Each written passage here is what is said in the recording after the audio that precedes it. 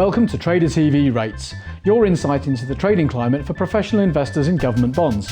I'm Dan Barnes. In January's show, we're revealing the impact of Europe's MiFID II rules on investment trading, which came into effect on the 3rd of January.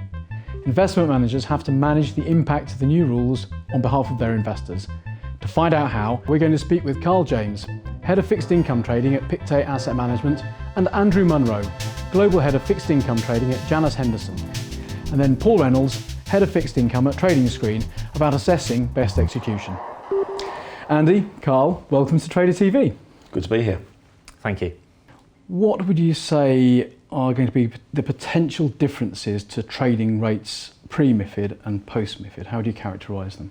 Yeah, sure. We think we're going to see more use of electronic platforms than we have historically. By and large, we've used electronic platforms in the rate space already. Yeah. You know, the liquidity is far greater than in the credit markets or corporate bond market. So we've already been comfortable using them, but we think we're going to be forced to use them in cases where we haven't perhaps used them quite so much in maybe some of the more illiquid areas of the curve. Sure. Or in more illiquid markets. Where we are seeing it, it's more post-trade is where we're seeing the change. So we're capturing things through process trades and trade reporting regimes. As we get more comfortable with the platforms, and it's not just us, it's the sell side as well. Yeah. As people get more comfort, we think we'll get speed to the market, and then we think the next thing that will come will be more use of algorithms and greater use of electronic tools.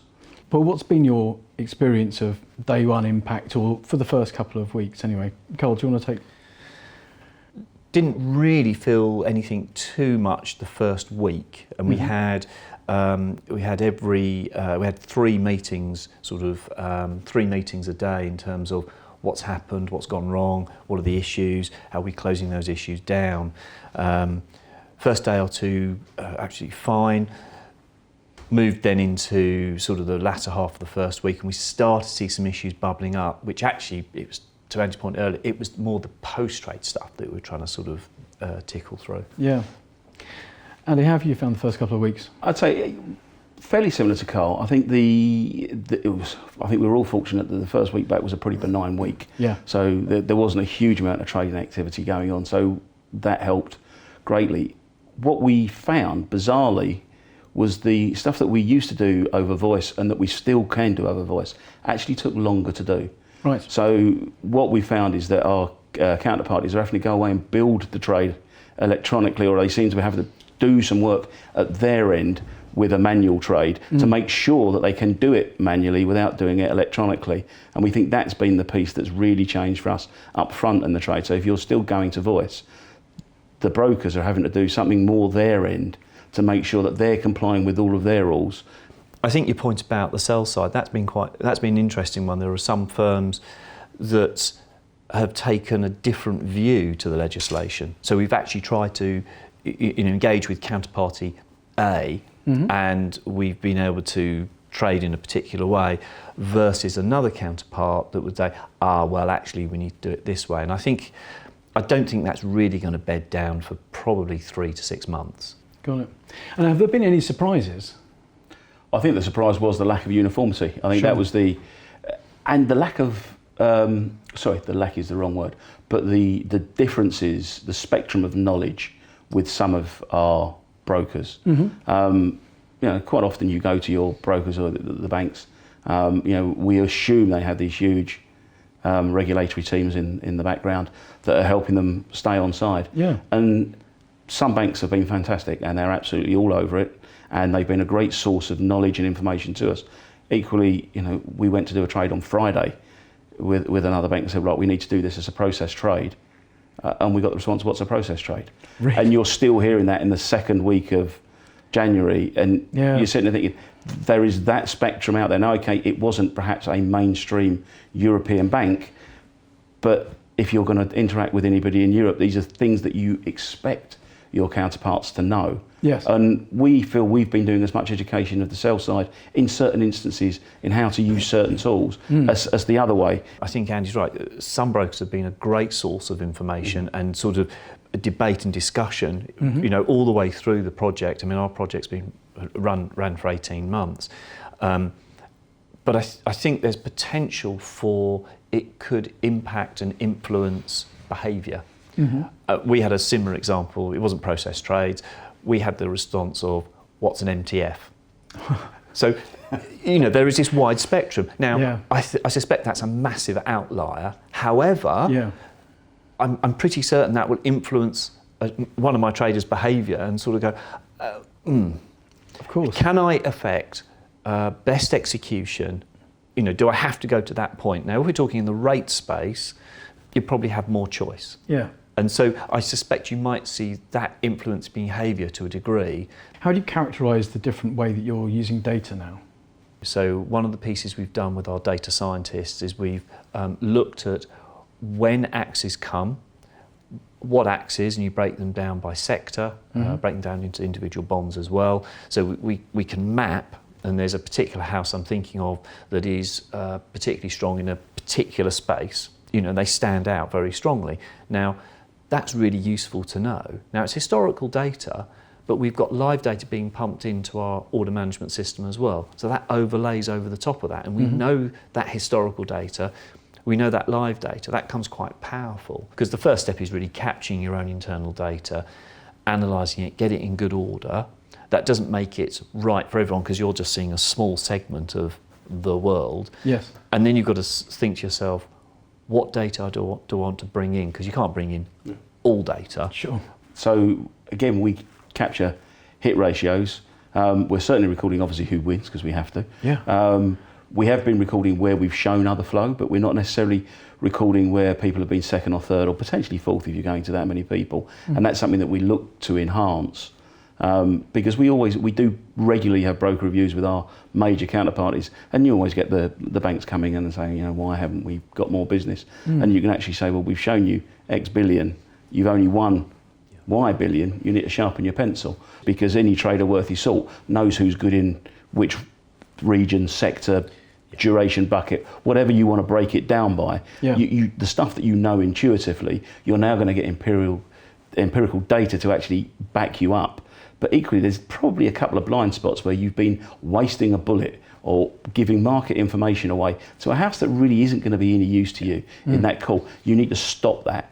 And that's the piece that we need to get. And we think the TCA, and we have used one, and I totally agree that trying to get them to be majorly useful at the moment is hard work. But we think it's something you have to work with them at the moment, because there is so much more data out there now that's going to be feeding through, that we want to be working with somebody now, and that by the time we get to this time next year, actually we've got something that we think is going to be useful. And has MiFID II affected the way that you use non-cash instruments, and do you think it might in the future?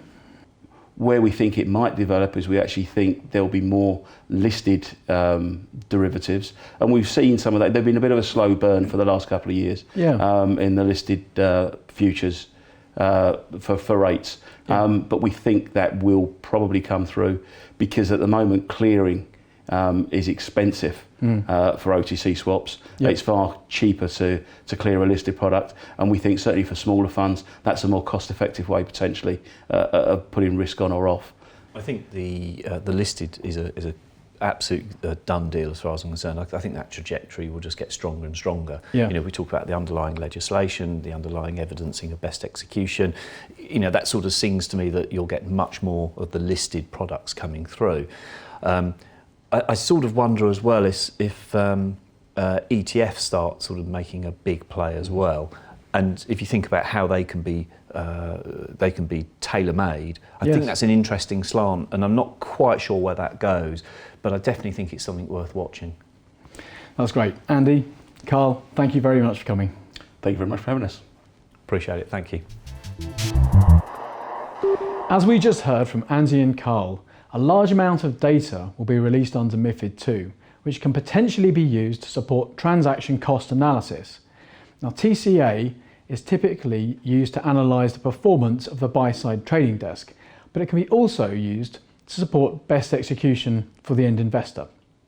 Now we're going to speak with Paul Reynolds, Head of Fixed Income at TradingScreen, to discuss some of the technical challenges around turning that data into value for both best execution and TCA. Paul, welcome to Trader TV. Thanks, Dan. So my first question is, What might an end investor be looking for from the best execution reports that are going to be produced from MiFID II? I think they want to see that their execution desk, their asset manager, has really performed all the effort and due diligence that they should have performed around their trades.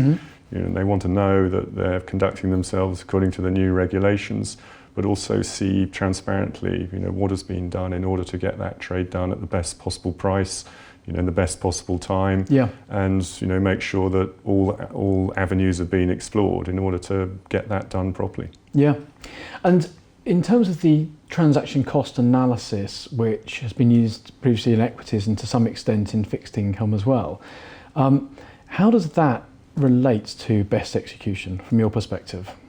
I think there's a danger that TCA in fixed income still looks a little bit like a copy-paste from equities. Right. To me, there's a lot more to it than that, and that's mainly due to the structure of the fixed income market. We know that only 1% of bonds are liquid, so performing TCA on the other 99% is quite a challenge and to some extent largely meaningless. So in our view at TradingScreen, what we like to think of as TCA is a lot of pre-trade analysis. So collecting data, whether it be historic, current, who your dealers are, that sort of thing, who the most active liquidity providers are. That's what TCA should really be about in fixed income, not just measuring where you executed versus an indicative price on a screen. That just doesn't tell you enough. So, we need a much richer environment for fixed income TCA. So what we're effectively talking about then is bringing together the sort of analysis that traders might need to assess their own performance at a technical level, but then using that to inform best execution reports for the end investor in perhaps a more qualitative way? Definitely, yeah. We're not going to be short of data in the future, if not already. And that has to be used. So if you look at other markets like equities or FX, they're data rich. And people thrive off that data and create opportunities out of it. That's what we're going to see in fixed income, is much bigger, better use of data. And to get that data, you need to be connected, you need access, you need to be able to normalize that data into a format that everyone can understand. That takes technology. That's where the tech firms come in. That's where competitive advantage can be gained by working with the right tech firm. Absolutely. And so post-trade data is going to be published possibly by ESMA, according to one EC report, but if not by private companies. And buy-side trading desks will need to aggregate that data, normalise it, standardise it, so there's potentially a lot of technical work behind that. It sounds quite difficult, but actually, a firm like TS has done it twice already in FX and equity, over the last 18 years. So to us, it doesn't look difficult or challenging at all. That's the way this market is going to go, is connectivity, access, normalization to get a hold of that data and make good use of it. Okay. Now, once the data is actually there, not only can it be used to inform the best execution reports for the end investor, but the trading desks can deliver better performance if they're able to integrate this into the rest of their systems. Can you tell me about the way that needs to happen? Which systems they need to connect with? Yeah, so there's a process in doing a client order in fixed income, and that really starts with connecting enough data for the trading desk to be able to go to the portfolio manager and indeed the client and say, this is how we're going to execute your trade. And so liquidity is a very important part of whether a trade is executed or not, how it's executed, what the cost of execution is, how long it takes, how many people you need to deal with in order to get there. Did you try every single possible source that you could find? So connecting to as many places as possible is the key to this. So, fixed income is known as being fragmented. Well, in order to benefit from all of that fragmentation, you need to connect seamlessly to as many different destinations as possible, absorb the data, digest it, present it to your portfolio managers and clients so that they're fully aware of what's on the table in terms of doing a trade. Paul, that's great. Thank you very much for coming. Thanks, Dan. Pleasure to be here. Thank you. I'd like to thank our guests, Carl James at Pictet Asset Management, Andy Munro of Janus Henderson, and Paul Reynolds of TradingScreen, and of course you for watching. To hear the impact of MiFID II across the equity and credit markets this month, or to subscribe, go to tradertv.net.